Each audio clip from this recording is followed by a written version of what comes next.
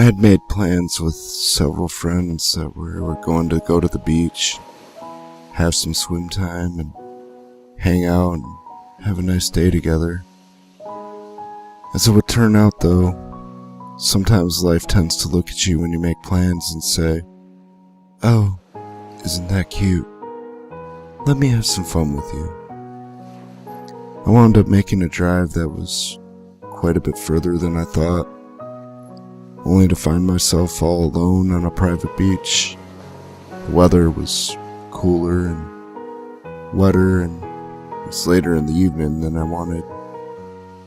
I arrived at my location and cursed aloud, but decided I was going to test the waters, as it were. I walked the long grass stretch downhill onto a long sandy slope to the peaceful beach. The waves crashed along the shore. The fresh lake air was a bit cool, but warm enough, I figured. Warmer than the air inland. So I placed my things on the beach and walked down into the water. I shrieked highly as the water reached my back. Shortly before that, I got in the water to my ankles, and when it didn't make my bones ache, we continued. The shore was rocky. It wasn't too far before it turned to sand, but it dropped off deeply to my mid-abdomen rather quickly. A wave crashed over me and made me dunk under. After that, the water felt gorgeous.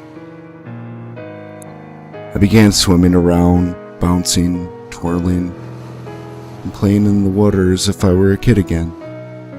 I was all alone with a vast stretch of land and an endless void of water.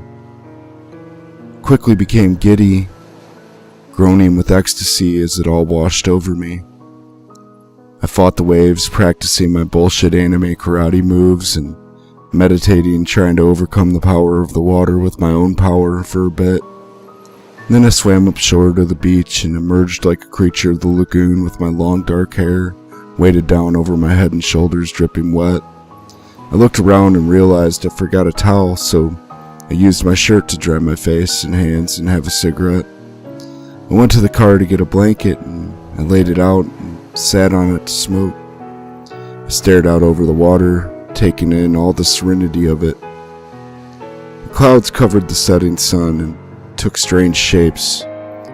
I imagined dragons, I imagined unicorns and genies, and all sorts of shit in the clouds.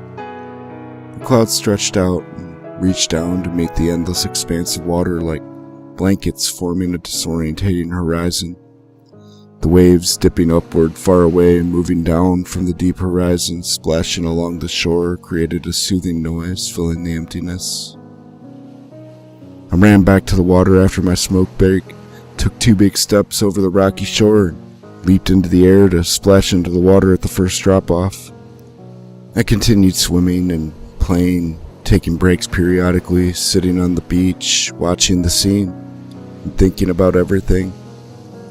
I was really enjoying the mass expanse of solitude and cosmic wisdom I was absorbing. Darkness fell eventually, and I sat staring out over the blackened void of water. I began thinking about many things, local ghost stories, and the short stories of horror and madness that I listened to over the past year or two. Trying to be a writer at times, but really just an artistic dabbler. I looked out over the scene and told myself, go home and write this day down. Try to describe the picture and repaint it with your words. Then figure out something dealing with the local ghost stories to write down and turn this life picture into a story. As it would happen, though, reality can at times turn far scarier than a horror story. I carried a joint with me to spark up with my friends. Upon deciding to stay at the water longer with a glitchy headlamp in my car and darkness falling over the land, I decided to just smoke it myself and eat the roach. That way I wouldn't be carrying anything when I leave here late at night and get pulled over. As I smoked and relaxed and took in the dark, soothing scene more, I began thinking to myself, this is how people die. But I sat there a bit and decided I'm having too much fun to care at this point. Besides, I'm dealing with some stuff lately. Whatever, fuck it. After I finished my doobie and ate the roach, I smoked another cigarette and picked up my cell phone. I recorded a video vlog dramatically documenting what I was doing and telling a local legend.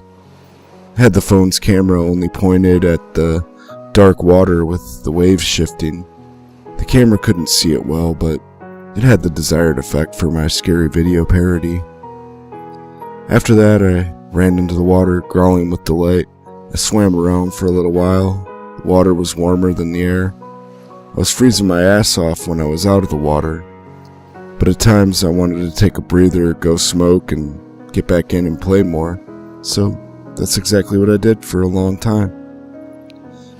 Little did I know, something strange was about to befall me. Within the thickening darkness and mist. It was at one of the times I got out to smoke before getting back in, but at this particular interval, I would not be getting back in the water. I looked off to my left side in the water and I saw something weird in the mist. It looked like a light source or small orb floating in the air, glowing. Thought it might have been just fireflies, but it was hovering perfectly, and even though it twinkled brighter from time to time, it kept a steady glow. It then began moving, shifting in a circular motion, as if it was pacing. The longer I looked upon it, the more the mist blanketed it and formed almost a robe, flowing around the orbs. It was two orbs when I saw it from the front or from the back.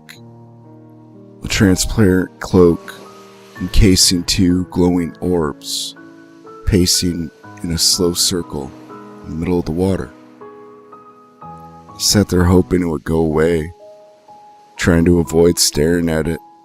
I was trying to avoid catching its attention. I wanted it to leave.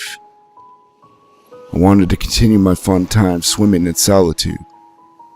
I was freezing outside of the water. It was so cold, but the water felt so warm, so inviting. Of course, that damn hovering thing had other plans for me. I hated that damn bastard.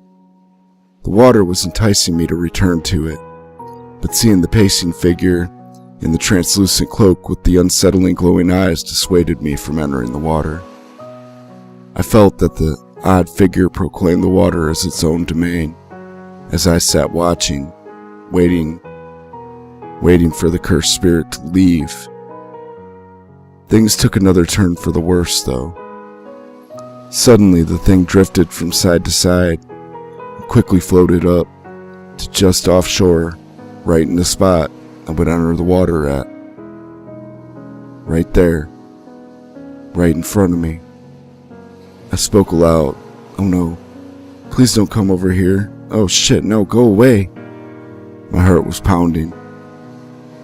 I sat motionless as this ethereal, cloaked vapor spirit, Esper, with glowing yellow and red eyes stared at me from the water.